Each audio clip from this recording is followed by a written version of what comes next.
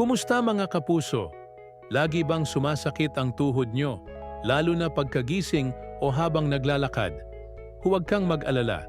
Sa video na ito, sasabihin namin kung bakit nangyayari ang sakit sa tuhod at mga simpleng solusyon para mabawasan ito. Alam nyo ba?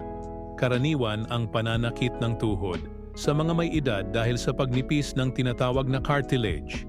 Ito ang natural na cushion o pad sa pagitan ng mga buto sa tuhod. Kapag napudpud ito, nagkakaroon ng friction, kaya sumasakit ang tuhod. Dagdag pa dyan, posibleng kulang ang katawan mo sa calcium at vitamin D, na mahalaga para sa malusog na buto. Pero may magagawa tayo. Una, kumain ng pagkaing mayaman sa calcium, tulad ng gatas, sardinas, at malunggay.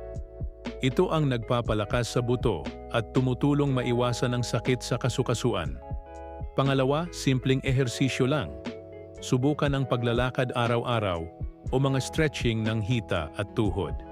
Hindi kailangang intense, basta regular.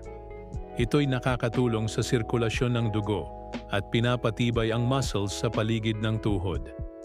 Pangatlo, gumamit ng warm compress sa tuhod kapag sumasakit. Nakakatulong ito mag-relax ng muscles at bawasan ang kirot. At huwag kalimutang uminom ng vitamin D, lalo na kung bihira ka sa araw.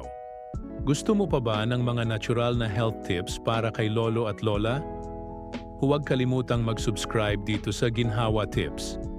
I-like at i-share ang video na ito para makatulong din sa iba. Maraming salamat at alagaan ang inyong kalusugan.